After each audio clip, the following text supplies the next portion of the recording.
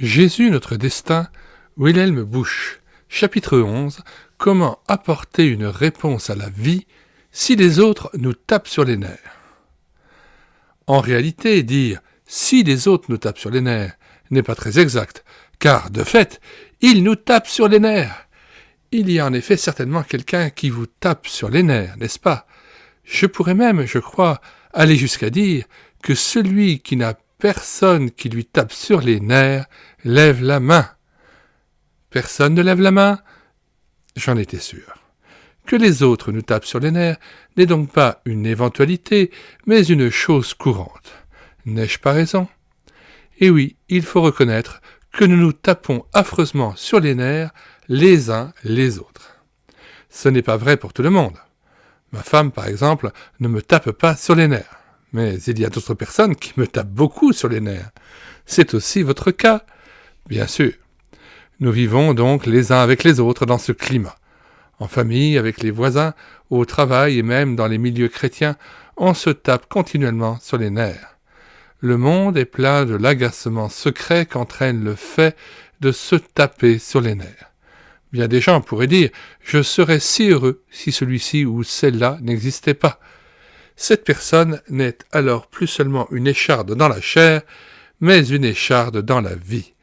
Il faut donc bien traiter une fois ce sujet. Comment apporter une réponse à notre vie si les autres nous tapent sur les nerfs?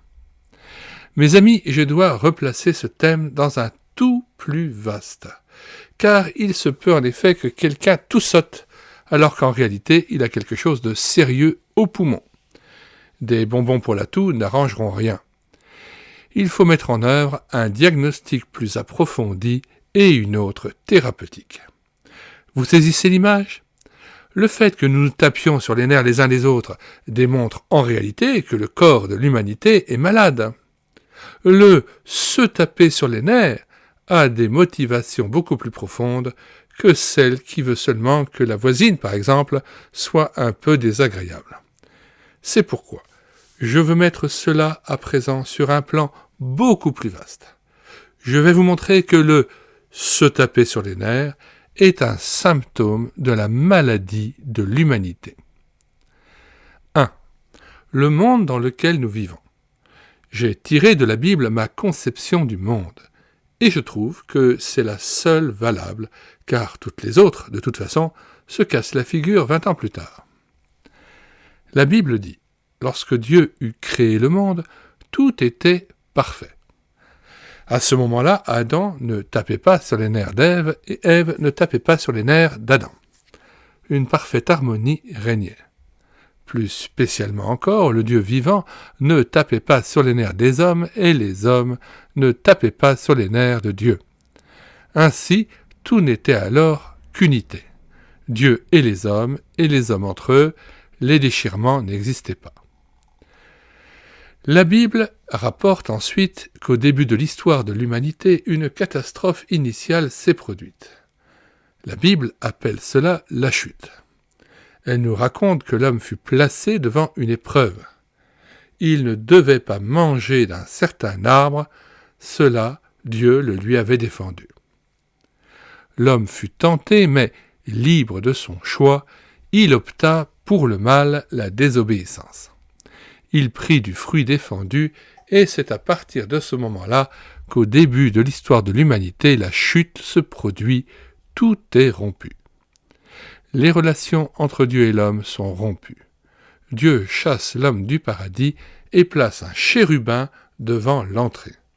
C'est depuis ce moment-là que nous sommes séparés de Dieu, c'est depuis ce moment-là que nous tapons sur les nerfs de Dieu et Dieu nous tape sur les nôtres. Essayez un jour, par exemple, de parler de Dieu avec des gens. Ils vont devenir nerveux et vous répondront « Mais cessez de nous parler de ça, on ne sait même pas s'il existe. » Entre Dieu et nous, il y a un abîme effroyable. À partir de la chute, les relations entre les hommes se sont également rompues. Cela est déjà évident en ce qui concerne les enfants d'Adam et d'Ève. Les hommes commencent alors à se taper sur les nerfs. Voilà deux frères. Entre frères et sœurs, précisément, il peut arriver que l'on se tape beaucoup sur les nerfs. Ces deux-là, Caïn et Abel, étaient très différents, bien que l'on ne puisse pas dire au fond pourquoi. Un jour, Caïn, le cultivateur, se trouvait au champ avec sa pioche. Vint à passer Abel. Je peux m'imaginer comme en Caïn tout se révolte. Qu'il passe donc son chemin, ce sournois doucereux, je ne peux pas le voir. Abel vient tout de même jusqu'à lui et lui adresse quelques mots. Caïn prend alors sa pioche et frappe tout simplement sur ce visage qu'il hait, ne retrouvant ses esprits que lorsque son frère est là, mort devant lui. Mes amis, nous sommes tous des gens civilisés, et c'est pourquoi nous ne tuons pas à coups de pioche. Mais si vous prenez votre journal, vous verrez que cela arrive tout de même. Quand je pense par exemple au grand procès des assassins du Troisième Reich, leur mentalité était au fond la même que celle de Caïn. Je hais les hommes. Et partant de là, on en assassine des centaines de milliers. Caïn retrouva ses esprits lorsqu'Abel fut étendu devant lui sans vie. Un peu effrayé d'abord, il creusa un trou, y roula le cadavre et le recouvrit de terre. Puis il regarda autour de lui et constata « personne ». Donc, on n'a rien vu. Nous, les hommes, pensons toujours que puisque personne n'a rien vu, il ne s'est rien passé. Que de tristes choses les gens traînent ainsi avec eux. Caïn s'en va, mais il se sent déjà un peu inquiet, et brutalement, une voix l'interpelle. « Caïn !» Mais qui donc m'appelle ? « Caïn !» Un frisson glacé lui court le long du dos, car il sait d'un seul coup qui vient de prononcer son nom. C'est le Dieu vivant. Il était présent, comme un spectateur muet. « Caïn, où est ton frère Abel ?» Et Caïn cherche encore à se défendre. « Je ne suis quand même pas le gardien de mon frère Abel. Ou bien devrais-je être sa bonne d'enfant ?» « Caïn, dit Dieu, le sang de ton frère crie de la terre jusqu'à moi. » Voyez-vous, cette histoire illustre parfaitement que depuis la chute, tout s'est brisé. Les relations entre les hommes sont rompues, nous nous tapons sur les nerfs. Les relations entre Dieu et les hommes sont également rompues. Dieu tape sur les nerfs de Caïn de la même façon qu'il tape sur les nerfs de bien des personnes parmi nous. Et cependant, nous ne pouvons pas nous débarrasser de notre prochain, pas plus que nous ne pouvons nous débarrasser de Dieu. Tel est le monde dans lequel nous vivons. 2. Conseiller ne sert à rien. En effet, dans ce cas-là, les conseils ne servent à rien. Dans ce cas-là, le fait de parler du bon Dieu, par exemple, ne sert à rien. Entre Dieu et nous se dresse une muraille et se creuse un abîme. Pendant la guerre, lorsque ma maison et la moitié de la ville d'Essen étaient incendiées, une femme se précipita sur moi et se mit à vociférer. « Comment votre Dieu peut-il permettre cela ?» « Mon Dieu le peut, ai-je répondu, car Dieu est peut-être votre ennemi. Depuis la chute, tout est brisé entre Dieu et l'homme. Nous sommes éloignés de Dieu et séparés d'avec les hommes. C'est là la raison profonde pour laquelle les hommes nous tapent sur les nerfs. Si vous avez une voisine qui vous tape sur les nerfs, cela vient de la chute et du fait que nous sommes des hommes déchus, séparés de Dieu. Et tous les conseils n'y changeront rien. L'autre jour, je me trouvais à la frontière suisse. Dans le poste frontière, il y avait une charmante petite affiche. L'un avec l'autre, ça ira mieux. J'ai dû alors penser, c'est vrai, mais cette affiche ne m'avance pas plus si quelqu'un me tape sur les nerfs. Sur une autre affiche, j'ai lu récemment « Soyez aimables avec les autres ». À chaque coin de rue, les Américains ont fixé un placard sur lequel on peut lire « Keep smiling », souriez avec amabilité. Mais au fond, cela n'améliore pas les choses. N'ai-je pas raison ? Non, conseiller ne sert à rien. Je me souviens encore, alors que j'étais jeune théologien, d'une famille dont je m'occupais à l'époque. Une querelle les opposait les uns aux autres. Tous habitaient le même village et personne ne se parlait plus. Dans mon enthousiasme de débutant, je les avais réunis un soir, tous ensemble, pour essayer de les réconcilier, et je n'ai cessé alors de saliver. À 11 heures, ils étaient réconciliés et se serrèrent la main. Heureux, je me disais en moi-même, tu seras un jour un bon pasteur, c'est un bon début. Et je rentrai à la maison content et m'endormis en paix. Le lendemain matin, je rencontre une jeune femme, membre de cette famille, et lui dis « Quelle soirée nous avons passée hier !»« Vous parlez, reprit-elle, vous ne savez donc pas ce qui s'est passé après ?»« Non, dites-moi, répliquai-je en pâlissant. Sur le chemin du retour, la dispute avait tout simplement recommencé, et ce fut pire après qu'avant. Vous riez ? Eh bien, moi, je n'ai pas ri.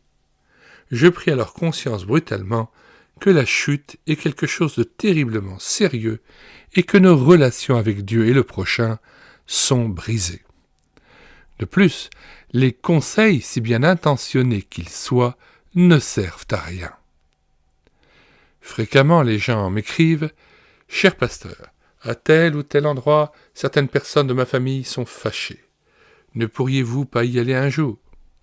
Et je refuse systématiquement parce que je sais qu'il ne sert à rien de leur donner de bons conseils. Pensez un instant maintenant aux personnes qui vous tapent sur les nerfs. Je pourrais essayer longuement de vous persuader cela ne servirait à rien. C'est cela qui est tragique. Bien sûr, la façon dont cela se présente semble ridicule à première vue. Mais permettez-moi de vous donner un exemple. Je suis de passage dans une famille. Arrive le fils de 17 ans, décontracté, en blue jean délavé, les cheveux à la Beatles, et je sens le père qui pique sa colère. Il faut dire que c'est un fonctionnaire consciencieux et correct. Mais regardez-moi ça, Vous pouvez facilement vous imaginer que le sang du père ne fait qu'un tour devant ce vaurien de garçon. Et on peut imaginer aussi une gentille mère chrétienne, un peu légaliste, dont la fille se peint les lèvres. La mère dira « ce qu'elle peut me taper sur les nerfs », ce que la fille répondra la même chose. N'est-ce pas ainsi partout ? Et à un homme qui vivait en instance de divorce et auquel j'avais déclaré « Vous savez que vous êtes en état de péché ?» Cet homme me répliqua « Monsieur le pasteur, taisez-vous donc. Rien que d'entendre la façon dont ma femme mange sa soupe, ça me tape sur les nerfs. » Vous trouvez cela ridicule ? Personnellement, cela m'épouvante. Vous dites « Ce sont de petites choses, voyons. » De petites choses ? C'est le signe que depuis la chute, le monde s'est écarté de la main de Dieu et que nous vivons dans un monde déchu comme des hommes sans Dieu. Le phénomène, se taper sur les nerfs, peut aller jusqu'à prendre des formes graves. Je connais à Essen une jeune fille atteinte de sclérose multiple, complètement paralysée par cette terrible maladie. Elle habite dans une petite maison. À côté vit une brute épaisse qui, le soir, de 7h30 à 11h, regarde la télévision en mettant le son très fort. Actuellement, cette jeune fille malade entend tout au travers de cette mince cloison, soirée après soirée, heure après heure. Elle a bien demandé à cet homme « Oh, s'il vous plaît, ne pourriez-vous pas baisser le son de votre téléviseur ?» Alors cette espèce d'individu a tourné le bouton encore plus fort. Imaginez-vous cela. Année après année, soirée après soirée, heure après heure, nous sommes à ce point écœurant. Pouvez-vous vous imaginer combien cet homme peut taper sur les nerfs de cette pauvre fille, et vice-versa bien sûr. Un combat silencieux se livre au travers de cette cloison qui rend la vie de l'un et de l'autre indiciblement tendue. Tout jeune pasteur encore, je devais préparer 150 jeunes en vue de leur confirmation. J'ai entrepris d'aller les voir tous. Ils habitaient dans des HLM. Lors de la première visite, il y avait du grabuge à la maison. À la seconde, la même chose. À la troisième, pareil. Et un jour, à l'instruction religieuse, j'ai demandé que se lèvent tous ceux chez lesquels il n'y avait pas de brouille à la maison. 3 ou 4 se sont levés. « Alors, repris-je, cela veut dire que chez tous les autres, il y a des disputes. »« Oui. » Je posais alors la question à ceux chez lesquels il n'y avait pas de mésentente. « Pourquoi donc, chez vous, il n'y a pas de problème ?» Ils m'ont répondu « Nous habitons seuls. » Telle est la situation. Et vous pensez que nous pouvons nous en sortir ainsi, que nous pouvons nous réjouir, que nous pouvons travailler, alors que nos nerfs sont sans arrêt mis à l'épreuve? Et lorsque quelque chose nous tombe sur les pieds, cela fait mal. Mais lorsque les autres nous tapent sans arrêt sur les nerfs, c'est insupportable. 3. Dieu intervient. Si je n'avais rien d'autre à dire que ce qui précède, je n'aurais rien dit du tout. Or, au milieu de toute cette poisse, c'est-à-dire se taper sur les nerfs et se faire mutuellement des vacheries, j'ai un message fabuleux, un message bouleversant, et ce message, c'est l'intervention du Dieu vivant dans son incompréhensible miséricorde. Tout ce monde lamentable est là, sous les yeux de Dieu, et lui, il intervient. Et il intervient de façon merveilleuse.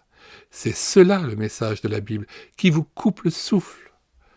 Dieu fait tomber le mur qui se dressait entre lui et nous, et il vient à nous en la personne de son Fils Jésus. Si notre époque met de côté l'évangile de Jésus en le déclarant sans intérêt, cela ne va pas contre l'évangile de Jésus, mais c'est la preuve de la bêtise des temps que nous vivons, car Jésus est en fait notre seule chance. Qui de plus grand devrait-il donc encore nous arriver après que Dieu ait détruit le mur qui se dressait entre lui et nous et qu'il nous ait donné son Fils?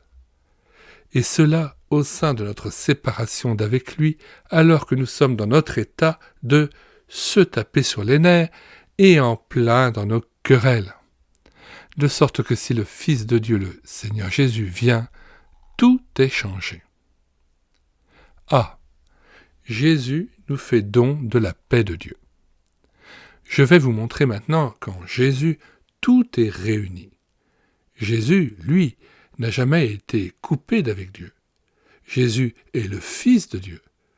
L'autre jour, quelqu'un m'a dit « Jésus était un homme comme nous, tout au plus un fondateur de religion. » Je lui ai répondu « Vous devez sans doute parler d'une autre personne que moi. » Personnellement, je me réfère à celui qui a dit « Je suis d'en haut, vous êtes d'en bas. » C'est de celui-là, en effet, que je parle, du Fils de Dieu vivant, d'un miracle, de quelqu'un totalement différent, qui est l'irruption de Dieu dans ce monde perdu et maudit.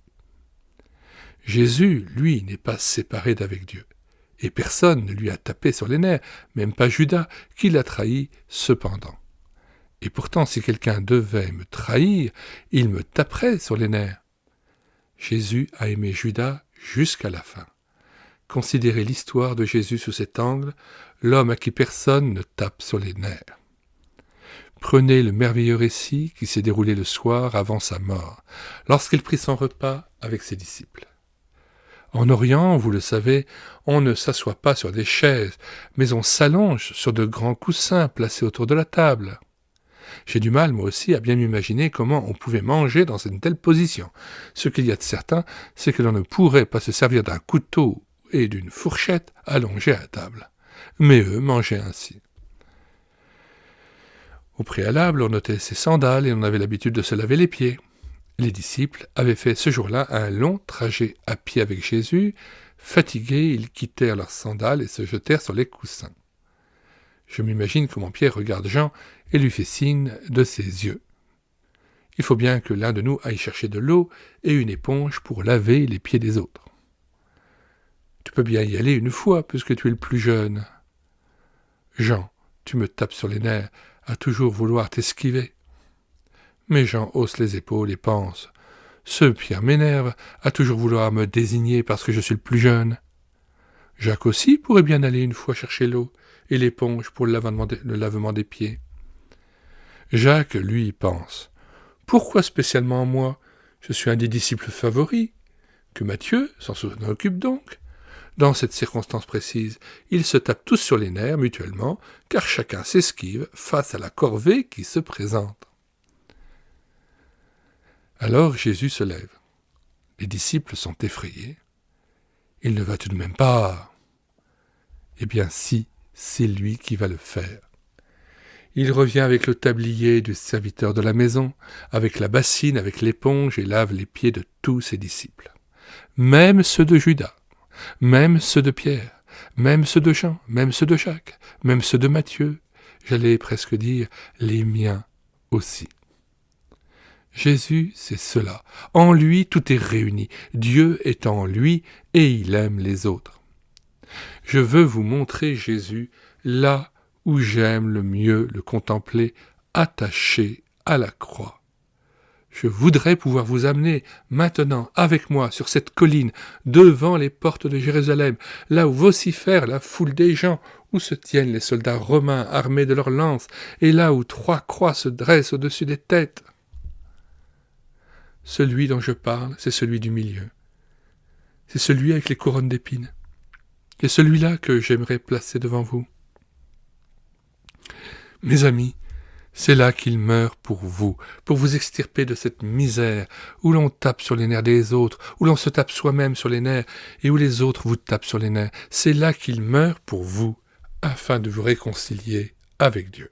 Si vous voulez être débarrassé de tout ce qui se dresse entre Dieu et vous, alors venez à la croix de Jésus. Ce Jésus qui est mort pour vous, qui est ressuscité pour vous, est l'offre de paix faite par Dieu. Jetez par-dessus bord tous vos doutes, car vous en avez certainement un tas. Mais vous, jetez-vous dans les bras de Jésus. Jetez à ses pieds tout ce qui vous lie à votre passé, toute votre culpabilité. Cela est possible si vous regardez la croix de Jésus. Donnez-lui la main et dites-lui « Je veux t'appartenir ». Et à ce moment-là, vous avez fait le pas qui vous donne la paix de Dieu. Paul écrit dans sa lettre aux Romains « Étant donc justifiés par la foi, nous avons la paix avec Dieu par notre Seigneur Jésus-Christ. » Jésus est l'offre de paix faite par Dieu. Acceptez-la. Ce qu'il y a de plus effrayant, c'est qu'il y a beaucoup d'hommes qui, certes, en ont entendu parler et qui pourtant ne sont jamais parvenus à cet état de paix avec Dieu. C'est terrible. Je veux aller jusqu'au bout pour sauver vos cœurs, je veux aller jusqu'au bout pour sauver vos âmes, pour que vous acceptiez cette offre de paix faite par Dieu. J'ai eu aujourd'hui un entretien avec des journalistes. Nous en sommes venus à parler de ce qui aujourd'hui pourrait être encore pris au sérieux. Alors, je leur ai déclaré, je dois vous avouer franchement une chose, après avoir vécu 2 guerres et le régime nazi, je ne sais vraiment pas ce que je devrais encore prendre au sérieux. Les belles phrases que peuvent nous servir nos penseurs et nos politiciens, ils ne les prennent pas au sérieux eux-mêmes, pas plus que moi.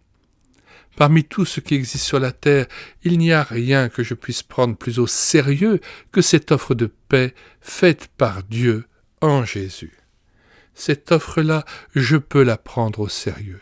C'est la seule chose que l'on puisse encore prendre au sérieux, mais elle au moins en vaut la peine. Et si, ce soir, des personnes jeunes ou âgées affirment « nous ne pouvons plus rien prendre au sérieux », alors l'Évangile est précisément pour vous, car en Jésus, Dieu vous a profondément pris au sérieux. À votre tour, prenez maintenant vous aussi au sérieux son offre de paix en la personne de Jésus. Jésus rétablit à nouveau la relation entre Dieu et nous. Votre misère, c'est que vous êtes peut-être pratiquant, que vous payez vos impôts pour l'Église, mais vous n'avez pas la paix avec Dieu.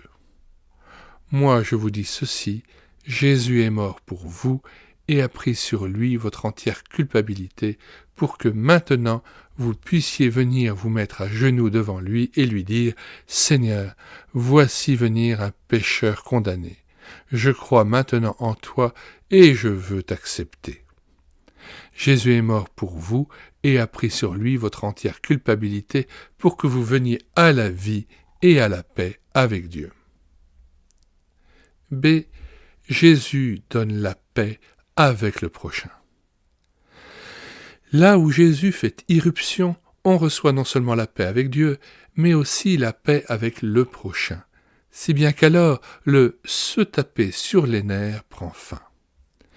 Écoutez-moi bien maintenant. Il y a parmi vous des gens qui sont des chrétiens extra.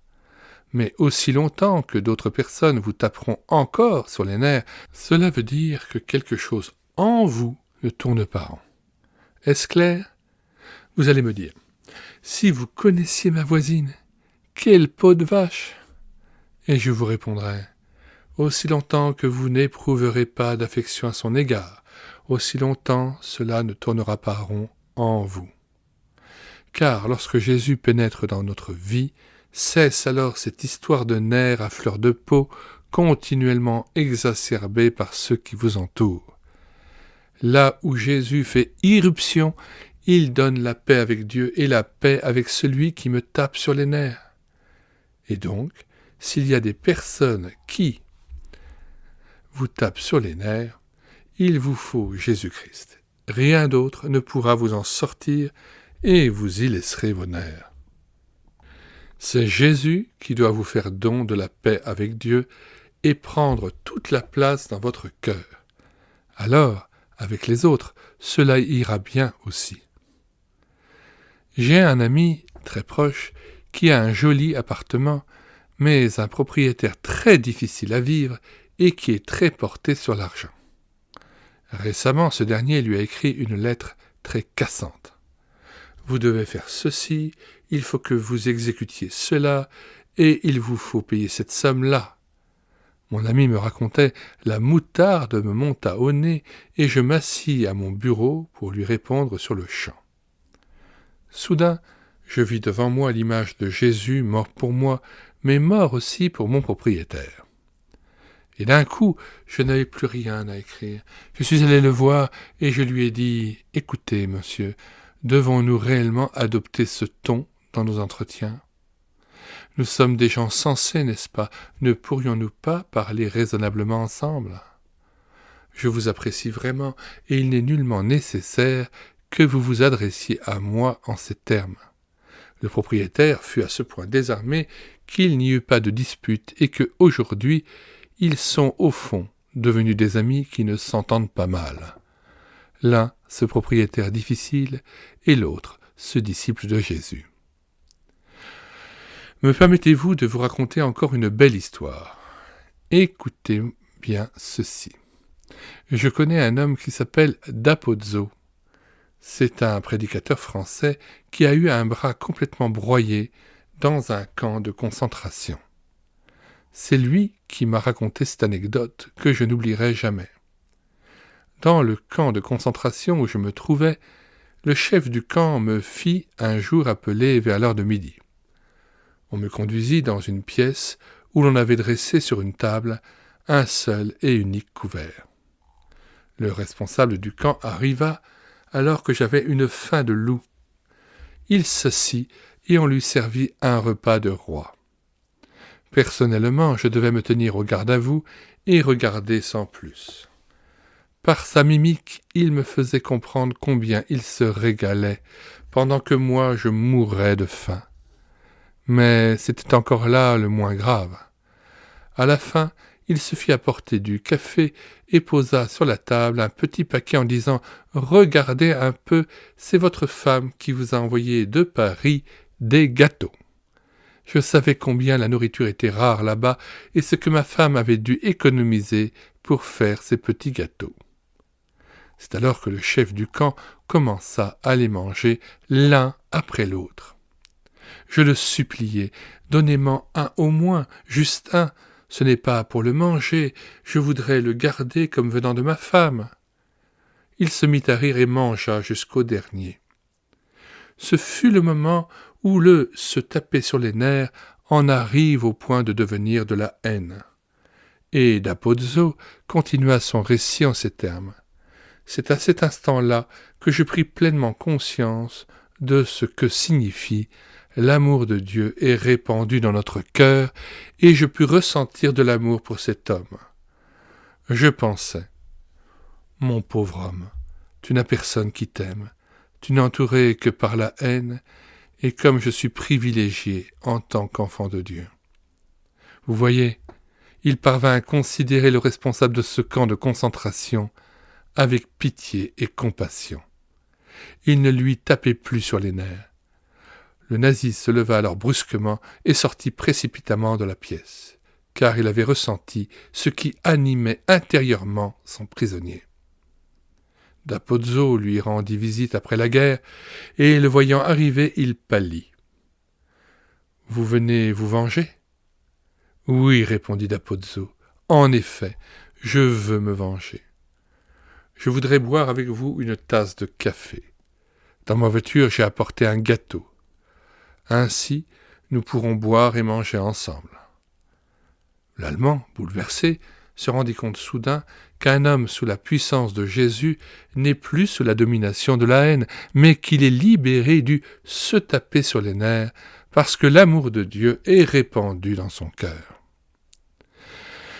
Vieux pasteur de grande ville, j'ai bien souvent entendu dire en se lamentant « Je suis si seul, personne ne m'aime ». Je ne peux pas entendre cela car j'aimerais alors répondre « Quel est celui ou celle qui se lèvera pour te dire « Lui ou elle m'a manifesté de l'amour » Pardonnez-moi si je m'exprime ainsi, mais je viens de la Ruhr, où l'on parle rudement. Eh bien oui, je trouve complètement imbécile la façon dont les gens ne cessent de se lamenter en disant « Il n'y a pas d'amour dans le monde », alors qu'eux-mêmes ont le cœur froid. Lorsque j'ai moi-même pris conscience de cela, j'ai pensé « Je veux maintenant vivre dans l'amour ». Je me suis tout de suite rendu compte, mais cela m'est impossible. Notre cœur est indiciblement égoïste. Il y a des gens pour lesquels on éprouve de l'amour parce qu'ils nous sont sympathiques. Mais ceux qui nous tapent sur les nerfs. Je me rappelle un entretien avec un ouvrier communiste qui disait « Nous venons de faire une manifestation pour les colis de Shanghai. » Je lui ai répondu « C'est magnifique. Et avec votre voisin, comment ça va ?» Il ne put s'empêcher de dire « Oh, celui-là, si je le rencontre, je lui casse la tête. » Vous voyez, aimer celui qui est loin, cela n'est pas tellement difficile, mais aimer son prochain, là, cela devient plus compliqué. Permettez-moi maintenant d'imaginer combien le monde changerait si j'arrivais à aimer mon prochain, même celui qui est difficile à vivre, même celui qui représente un danger, et même celui qui me veut du mal. Par soi-même, on ne peut y arriver, c'est un cadeau de Dieu. Mes amis, cela n'est pas facile, bien sûr. Mais je l'ai moi-même expérimenté, car lorsque Jésus entre dans notre vie et nous fait don de la paix avec Dieu, il veut aussi ensuite nous donner la paix avec le prochain. C'est alors très pénible, car il nous montre, à ce moment-là, que c'est beaucoup plus nous qui tapons sur les nerfs des autres que l'inverse, et que ce sont les autres qui doivent nous supporter bien souvent avec difficulté. Depuis que je connais Jésus, il me montre combien je suis coupable envers les autres, et c'est en ces occasions-là que l'on prend de plus en plus conscience de l'importance que revêt la mort du Seigneur en croix, qui nous donne le pardon de nos péchés. Jésus provoque dans le monde la plus grande des révolutions, mais il faut l'accepter, lui.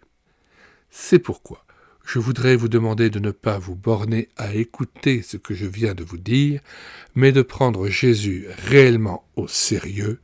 Je souhaiterais vous entendre dire « J'ai trouvé Jésus et lui m'a trouvé ». Nous mettons dans les commentaires de cette vidéo le lien d'accès à la page de téléchargement de cet ouvrage de George Bush, Jésus notre destin, ainsi que le plan de l'ouvrage.